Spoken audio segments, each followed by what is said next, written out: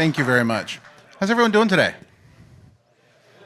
Okay, I'm not going to torture you with a presentation or a slideshow. I hate coming to these things and then watching somebody like sadly click through slideshows. It always kills me inside. But I would like to talk to you guys and actually with all of you, if that's okay. Is everyone cool with that? Okay, how many of you are gamers? Okay, I see some people not raising hands. You're fucking liars. Every single person in here plays games of some sort. So I'm going to tell you a little tiny bit about me, and then I'm going to jump into sort of the problem that I would like your help solving. I'm Jason Brink. I've been in the blockchain space since 2013, 2014. Originally, I entered the space from the perspective of using blockchain as a way to fix some of the problems with foreign aid, sort of from a social perspective. I'd done some previous work in Haiti and Peru and stuff for disaster relief and saw all sorts of problems with specifically foreign aid and getting the help to the people who need it the most. I worked in that space for a few years trying to work with governments and NGOs and found that that really didn't work very well because they're so slow and they won't ever take the risk necessary to make the changes that really make a difference for people. And that's when I decided to get into play-to-earn gaming and blockchain gaming, because it's a way that you can actually provide value to people in exchange for their time playing games and actually help some of the people that are sort of need help the most. Tracking so far. Good, awesome. I don't want to do like the whole long biography thing. But what I would like to talk about is that in the world of blockchain gaming, all of us in here are in blockchain at some level, right? Is there anyone here who's like brand new to the space? No, everyone here is a seasoned veteran. Oh, you're brand new. Awesome. When did you get involved? Early this year. Okay. It's still early this year. Awesome. Great. Just making sure that brand new. This is perfect. What brought you into the space, if I may ask? The company I work for is interested in incorporating that type of thing into what we do, into interactive experiences. So Okay. we're taxing and learning more about it. Perfect. So are you brand new too? Or you been here for a little while? Okay, great. So one of the things, I went to a panel this morning. It was, what was it? It was user retention in gaming, okay, which was a very interesting panel. Had President Azinga, someone from Amazon Games, maybe some of you were there. Anyone see that panel? What was really interesting about it to me is that it was very clear, because there were a few little darts that they threw at the Web3 community where they're like, yeah, the people with their pyramid schemes, those guys.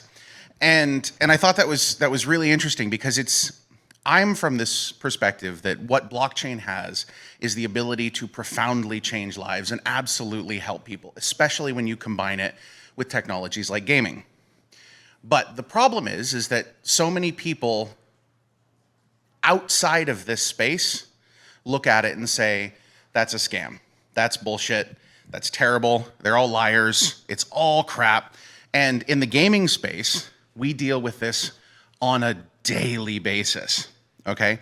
For context, we spent over $150 million in January alone bringing new game properties into our ecosystem, okay? Massive properties, full AAA games. We have 22 fully AAA games under development with dozens of studios. Well, not dozens, 22, so, you know, almost. But we deal with this pushback in the NFT space or in the gaming space against NFTs and against blockchain technology in general. And what I would like to do is I'd like to talk to all of you and to the community, which I assume is behind one of these cameras over there, about this, about what we can do to lead the conversation in a positive direction. So have any of you, prior to getting into the blockchain space, were you super resistant to it? no. Everyone's like, you were resistant to it. Can you tell me more about what that resistance was internally? Probably because it's so different and new from what I currently understand. Okay. Very different, very new, unnerving. Hard to understand in some ways. Sometimes, I mean, how many of you guys have seen people outside of the blockchain space say, oh, this is too good to be true. This can't possibly be true. This is terrible, right? What tools do we have at our disposal? And I'm very much wanting to brainstorm with you guys that we have not tapped, that we can tap to overcome some of this.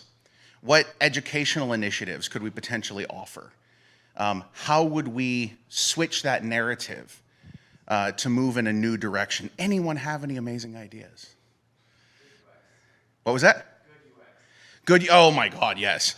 Good UX. That's a huge one. That's absolutely huge because nobody wants to sit there and type in like massive addresses, 12-word mnemonics. Oh my God, yeah, it's terrible. It's terrible. That's one of the biggest things. That's one thing we're working on a lot. We have a very, very good UX team.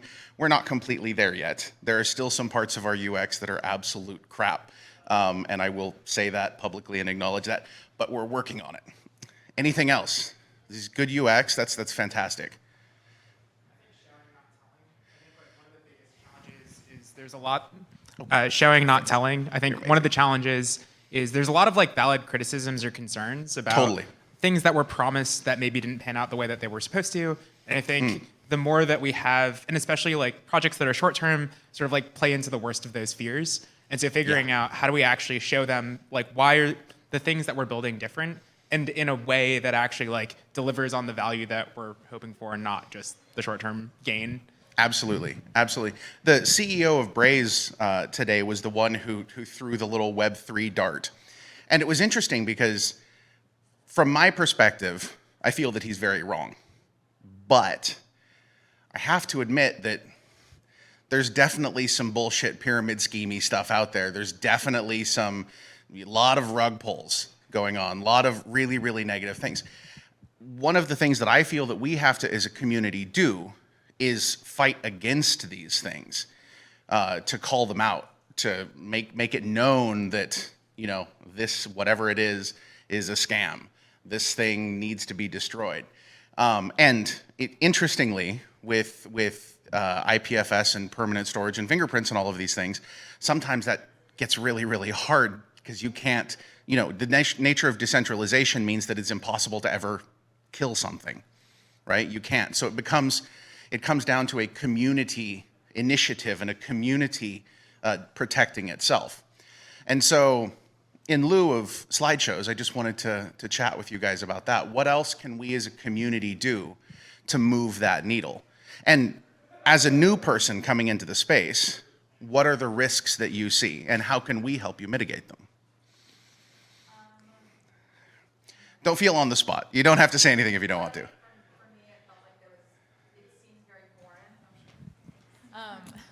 Because it's so new, it all feels very overwhelming because there's so much to it that I felt like coming into it was going to be hard to understand because it's technology and it's new and all those things. So I think just thinking about what we do, like having a way to better visualize and represent it. Like I've leaned into podcasts a lot for people to understand it, but having the storytelling component of how it all works paired with a visual experience, I think could be something that makes it more tangible to people when it's so untangible.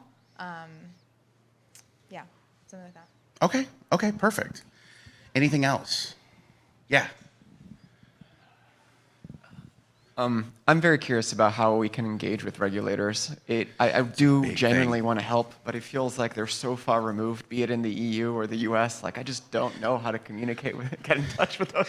Well, as I understand it, the internet is a series of tubes into which you insert cats. Sorry.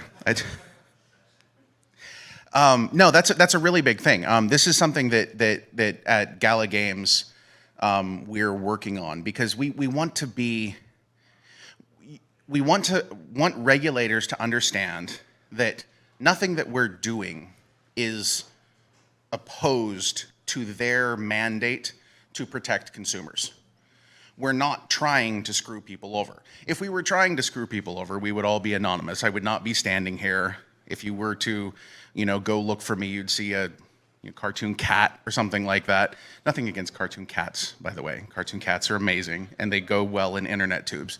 But we very fundamentally do want to work with regulators. What I have found is I've engaged in conversations with quite a few different agencies and organizations, and I'm actually very soon going to be helping put together a blockchain education initiative that is specifically directed at informing not necessarily just regulators, because regulators kind of exist in their own agencies and they do their own thing, but informing those who the legislators, who are the ones who then inform or create the regulations that the regulators then enforce. God, that's a confusing process. But yeah, we feel that education is absolutely critical. And there are so many things that, to be completely honest, like you take the word cryptocurrency, right? Man, we fucked up when we picked that one. Like we really, really did. Like we could have called it digital assets. We could have called it literally anything except cryptocurrency. Hidden, dark, scary. And anyone who knows anything about blockchain knows that it's not that at all. Like it's literally the opposite of that. If you look at, any blockchain most blockchains, you can follow transactions from A to B very, very, very easily. And so the name cryptocurrency is like so bad, it almost seems like it was intentionally chosen just to mess people up. But yeah, education, just telling people that is huge. Yes? Yeah, I just wanted to say I'm part of a group called More Women in Crypto, and we are from Tulum. Wonderful. And so that's what we're talking about is the education, but also having settings where women can learn from each other, be hands-on. We also plan to have an NFT fund Awesome. as well as a crypto fund because there's some women that are traders, and then just kind of learn with each other. And that's something that we hold weekly meetings at the NFT boutique in Tulum, and Cool. I welcome all of you to come and visit us. It's really fun, and we're doing a lot of things that are mixing, the digital and analog worlds and IRL worlds with NFTs, and I think that's NFTs. I feel like are sort of the gateway drug into crypto, Sure, and a sure. really fun way to learn about blockchain technologies and the possibilities that blockchain opens up. So I just wanted to introduce myself. I'm Sandra. I also go by Miss Cosmic, and say hi. And we definitely, are open and wanting to have more male allies that will help us. But we also felt like it was necessary to have a place for us to learn because honestly, the way that men and women communicate, especially in the NFT game, is really, really different. And Sure. so that's just wanted to say hi and thank you for what you're doing in terms of the education. I'd love to learn more. Thank you. I highly encourage you to reach out to our COO and the CEO of Gala Music, Sarah Buxton. She'd be very interested in hearing about what you guys are working on. Yeah, sure. Is there anything else, any massive outliers that we're missing? I like the outreach. I like the working with regulation. I like all of that. That's fantastic. Anything else that you guys can think of? Or any other problems or threats that you guys see that we as an industry are not addressing?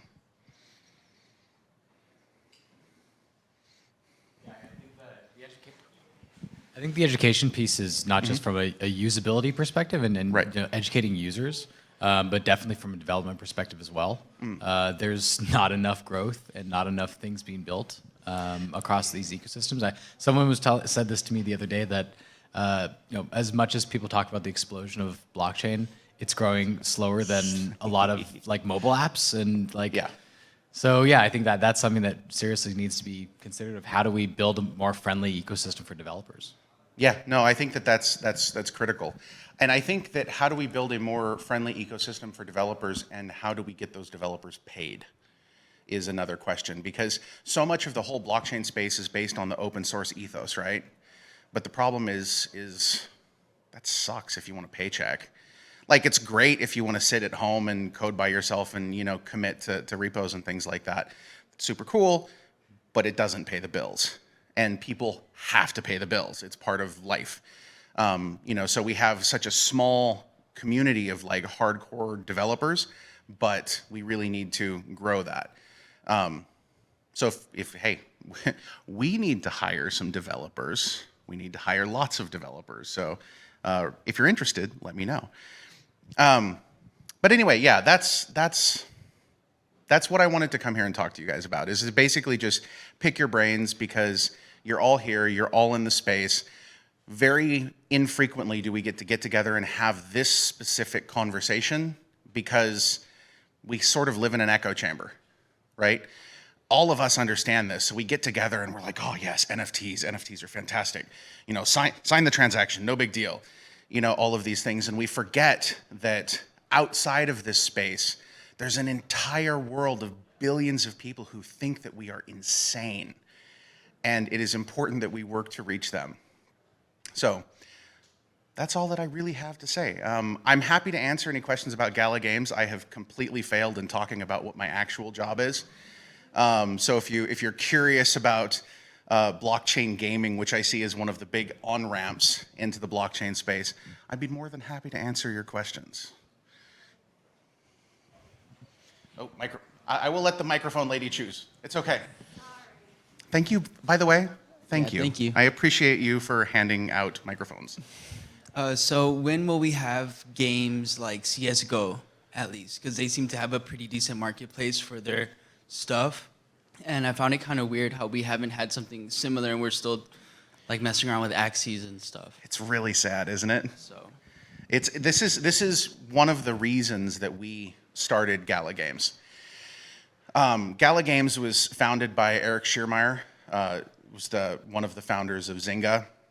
Most of our C staff come from EA and Activision and Zynga and, you know, other gaming giants, and we are all hardcore believers in the blockchain space, and are all very, very sad at the state of blockchain gaming, which is why we're doing what we're doing. So when will you see something like CSGO? If I say this, it's going to put a mark on our timeline here. Recently, we announced that we are bringing a game called Grit to the blockchain. And Grit is kind of what you get if you crossed Red Dead Redemption 2 with PUBG. And it is insanely fun, full AAA quality, built by a team with decades of experience. It's a real game, and it is really having blockchain interaction. So you will probably see that, I'm gonna say, towards the end of Q2 is when that will release. Get me on the alpha, please. Hey man, join our Discord, galagames.chat. Galagames.chat, and very, very active, wonderful Discord community that is terribly opposed to the Roy Boy mentality. So just no price speculation, but come in and say hi and let's talk about games. And you had a question, I believe? So one of the issues we've seen with like game adoption is some of the like Steam, like the app stores that are out there. Yes. They don't really enable NFTs, No, and they don't. the publishers can't really get around their agreements with these payment facilitators. Correct. So how is that space evolving? What are you guys doing about that? So that's an interesting question. It's a very interesting question. And it hurts my heart to see Gabe being so anti-NFT and anti-blockchain. It hurts my heart because the man is an idol to me. I love Steam. We are positioning ourselves to be blockchain Steam. That's what we're trying to do. And the way that we're getting around that is by buying games. Grit, which I was just talking about, joined our platform the day before it was planning on launching on Steam. And so they decided not to launch on Steam, and they're launching with us instead.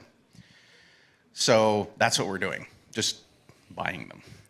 And then second question is like, what chains do you support right now? Sure. So the problem here is that there really isn't a blockchain out there. I mean, we're building one, but there really isn't a blockchain in existence that is well suited for gaming. Okay? There are blockchains that are fantastic for doing all sorts of interesting financial transactions or for tracking other types of data, but there really isn't one that's specifically designed for gaming. And to be completely honest, if you threw 100 million users at any blockchain in existence, it would catch on fire and die. Hard facts. So this is why we're building our own. Right now, everything that we have is, all of our NFTs are ERC 1155s, and we are also in the process of building a constellation of bridges to allow you to take stuff wherever you feel like taking it. But at the center of that will be Gala Chain, except it won't be called Gala Chain, that will do its own thing.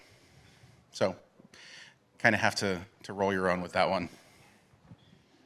Anything else? Any other questions anyone has? I don't know where my time is. I don't want to like mess up the schedule. Oh dear, I'm at 2:02. Am I okay? Any other questions? Anything? No, we're good? Okay, awesome. Well, you guys can check us out, gala.games. Please join our Discord at galagames.chat. We would love to have you there. And yeah, follow us on Twitter at GoGalaGames. And I am Jason Bitbender Brink. Thank you guys so much. I appreciate it.